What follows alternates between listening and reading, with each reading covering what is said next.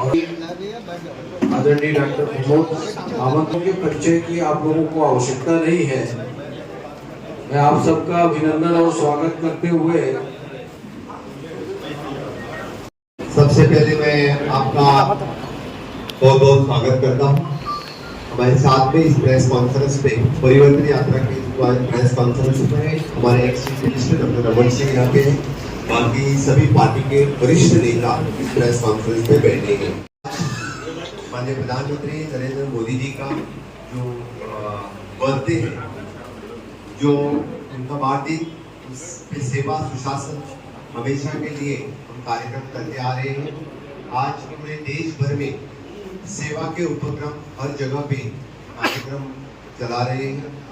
Different blood donation camp, different medical camps पूरे देश भर में सभी जगह पे इस कार्यक्रम का आयोजन हो रहे हैं। ऐसा के लिए जो हम विश्व गुरु की बात कर रहे थे, चंद्रयान 3 के बाद माननीय प्राइम मिनिस्टर नरेंद्र मोदी जी और G20 के यशस्वी आयोजन के बाद माननीय मोदी जी विश्व गुरु की तरफ भारत देश जा रहा है।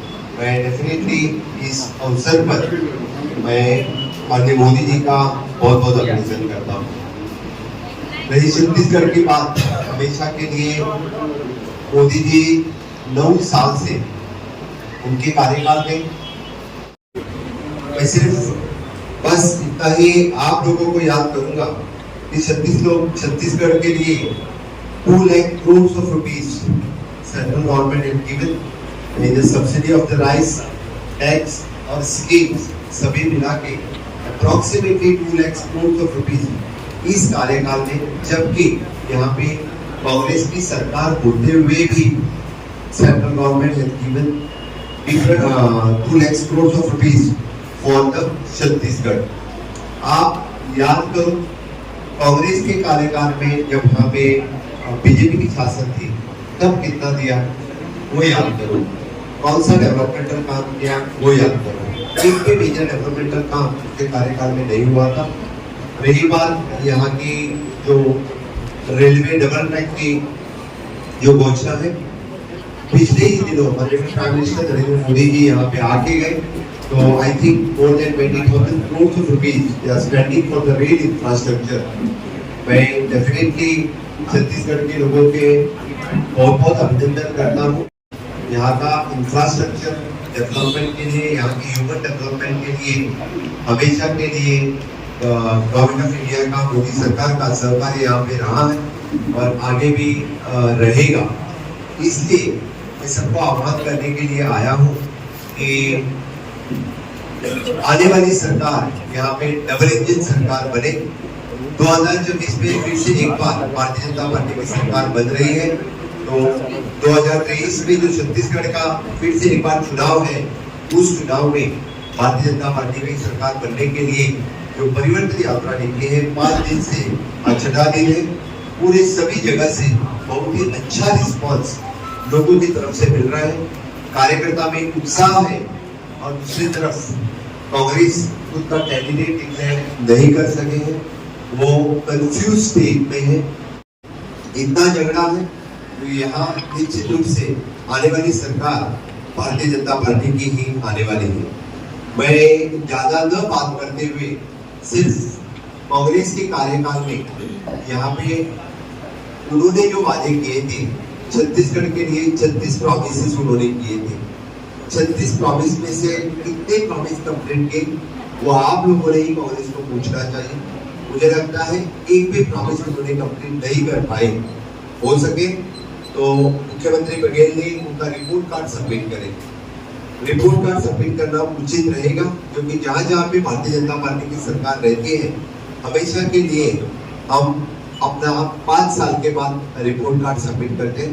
2 दिन पहले मैं मध्य प्रदेश में था, मामा शिवराज जी चौहान वहाँ पे उन्होंने खुद का 5 साल का रिपोर्ट कार्ड सबमिट किया।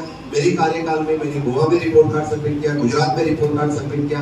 हर जगह जहाँ भारतीय जनता पार्टी रहती है, जो प्रॉमिसेस करते हैं वो फुलफिल करते हैं, रिपोर्ट कार्ड देते हैं कि 5 साल में आपने सेवा करने का मौका हमें दिया और उसका ये रिपोर्ट कार्ड है। इसलिए मुझे लगता है कि छत्तीसगढ़ के हर एक आदमी ने उनके पास रिपोर्ट कार्ड पूछना जरूरी है। उन्होंने जो कुछ किया तो मुझे लगता है कि सिर्फ एंड सिर्फ उन्होंने करप्शन किया। सबसे बड़ा इशू यहाँ पे है वो करप्शन का है।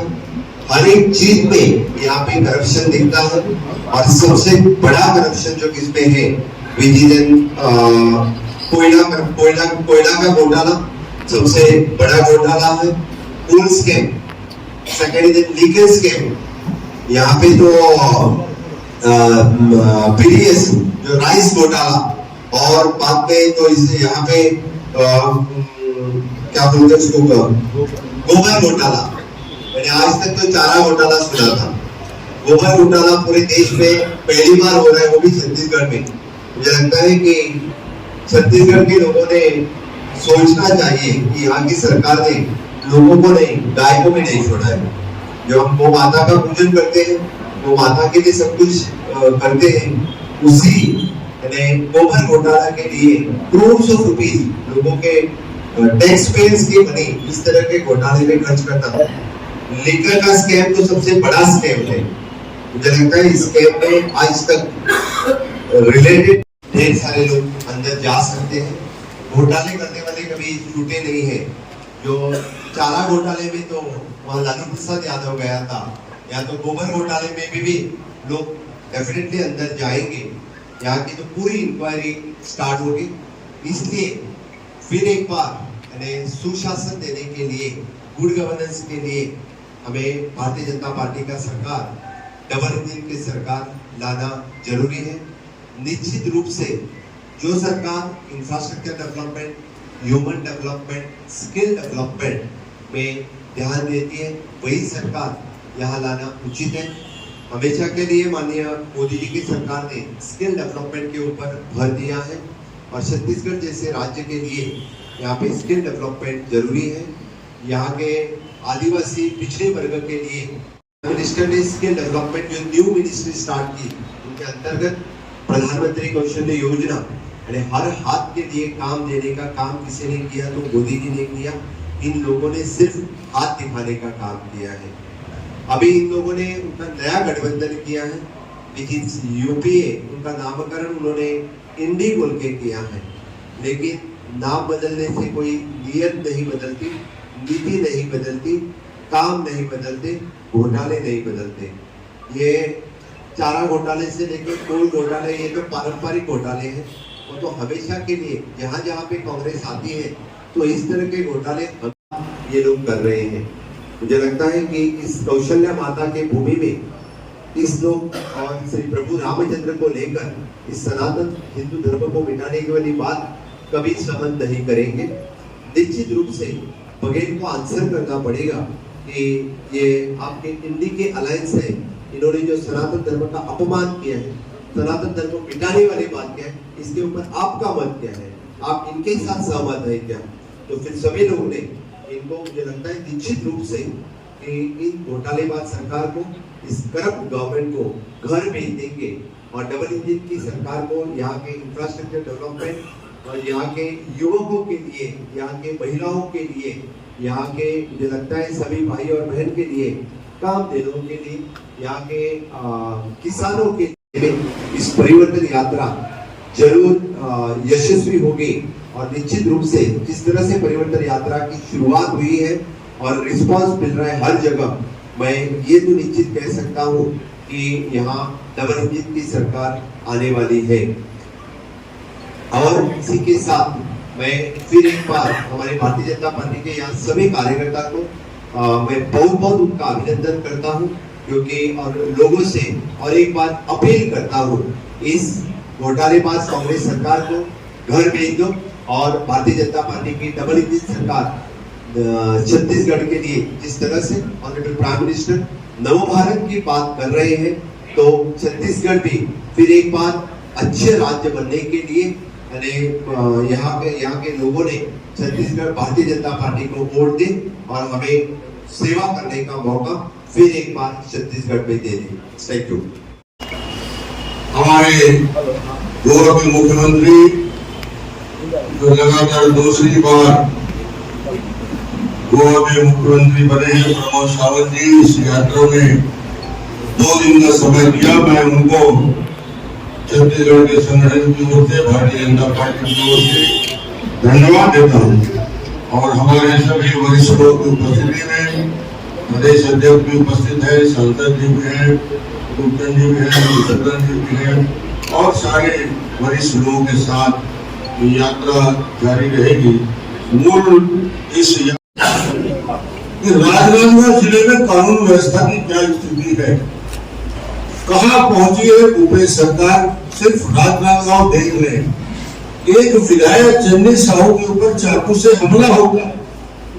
जिस राज्य में भूपेश के विधायक सुरक्षित नहीं हो, जिस भूपेश के राज्य में विधायक को मंगल सूत्र को भ्रष्टाचार में देने के लिए अर्पित करना पड़े, करप्शन का इससे बड़ा उदाहरण मैं और क्या दे सकता हूं कि विधायक अपने मंगलसूत्र उतार के बोलती है कि भ्रष्टाचार इतना बढ़ गया है, इसको ले लो, आप मेरे पास कुछ नहीं है।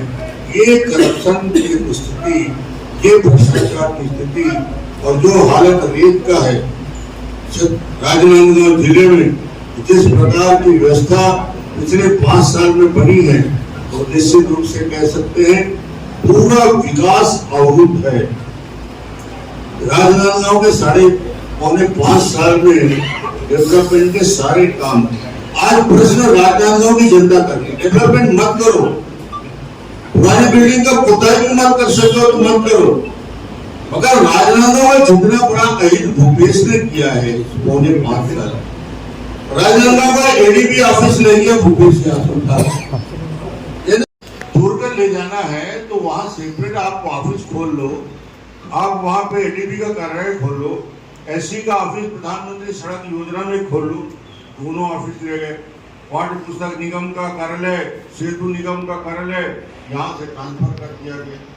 ये राजनांदगांव के साथ ये स्थिति, जिस राजनांदगांव में लगातार विकास की परंपरा और लगातार विकास होता रहा, मेडिकल कॉलेज से लेकर कृषि महाविद्यालय से लेकर प्राथमिक स्वास्थ्य केंद्र से लेकर सभी क्षेत्रों में जो अलग अलग निर्माण और विकास हुए, करीब 300 करोड़ के सड़कों का जाल बिछाने का काम, फ्लाईओवर बाईपास के निर्माण का कार्य राजनांदगांव अकेले में हुआ है और करीब 2000 किलोमीटर। और दूसरी तरफ ये पूरे आज का दिन प्रधानमंत्री जी का जन्मदिन है। प्रधानमंत्री के जन्मदिन पे हम आज पूरे 1 हफ्ते तक सेवा पखवाड़ा मनाते हैं, 15 दिन तक, जिसमें रक्तदान से शुरू करके विकास के काम से लेकर मजदूरों और किसानों के बीच जाने की योजना रहती है। आज कार्यालय में मजदूरों के साथ बैठकर उनका सम्मान करने का भी कार्यक्रम रखा गया है। आज विश्वकर्मा जयंती भी है, आज प्रधानमंत्री जी का जन्म और विश्वकर्मा जी का अवतरण आज के दिन में हुआ था और प्रधानमंत्री जी ने विश्वकर्मा योजना में देश की सबसे बड़ी योजना 3 लाख तक जो विश्वकर्मा जो हाथ से काम करने वाले लोग हैं उनके लिए आर्थिक मदद की नई योजना की। ये बड़ी योजना, एक तरफ प्रधानमंत्री जी की योजना गरीबों के जीवन में परिवर्तन लाने के लिए 80 करोड़ लोगों के लिए चावल की योजना, और दूसरी तरफ भूपेश बघेल की सरकार पीडीएस के चावल 600 करोड़ का कार्य है, 5000 करोड़ का प्रधानमंत्री गरीब कल्याण योजना में गड़बड़ कर दिया, 2000 करोड़ की शराब घोटाला, 500 करोड़ का कोयला घोटाला, 1300 करोड़ का आज तक जो नहीं हुआ है किसी देश में, तो खान घोटाला भी करने वाली है सरकार। रेत माफिया पूरे छत्तीसगढ़ में काम कर रहे हैं। ये पूरी स्थिति छत्तीसगढ़ की, और छत्तीसगढ़ की इस स्थिति में आज परिवर्तन यात्रा में दंतेवाड़ा में मां दंतेश्वरी की पूजा अर्चना करने के बाद आज 6वें दिन यात्रा उत्साह उमंग का वातावरण है। जिस प्रकार जोश खरोश से लोग यात्रा में शामिल हो रहे हैं, परिवर्तन की छाप स्पष्ट दिख रही है और ये नारा लगने लगा बदल वो, ये नारी कांग्रेस सरकार ने बदल वो। तो ये भ्रष्ट और निगम्य सरकार को जाने का दिन आ गया है। मैं अपनी बात को यही समाप्त करता हूँ। मैं तो आपसे बात करता रहता हूँ, कोई प्रश्न माननीय मुख्यमंत्री प्रमोद जी से करना है, अब आप कर सकते हो मेरी बात। लेके आज तक वहाँ पे वेलकम करके आए हैं। सभी जात और धर्म के लोग उसका स्वागत करते हैं और पहले से यूनिफॉर्म सिविल कोड जो है उनका मैं बहुत बहुत स्वागत करता हूँ। और रही बात इम्प्लीमेंटेशन पूरे देश भर में करने की, तो मैं तो स्वागत करता हूँ इस बात। आपने बात कही गोवा के कर्ज की, हमेशा के लिए एट प्रेजेंट हमारे बीच में 10 साल के लिए वहाँ का माइनिंग पूरा बंद था। कोरोना कार्यकाल में भी पूरा टूरिज्म एक्टिविटीज बंद हो चुकी है। Now once again mining activity बात स्टार्ट हो चुकी है। वहाँ पे public private partnership is started with the new project in Manohar international airport project with 37% revenue sharing with the government of Goa. आगे आने वाले 5 साल के कार्यकाल में निश्चित रूप से ये कर्जा हम कम कर सकेंगे and with good financial management और गुड फाइनेंशियल मैनेजमेंट के कार्यकाल में अभी हमने ऑलरेडी स्टार्ट कर चुके हैं कि फाइनेंस मैनेजमेंट करते हुए और the infrastructure project we are taking the vendor loan with the lesser rate of interest like the SEBI like the NABARD, इससे हम दे रहे कम।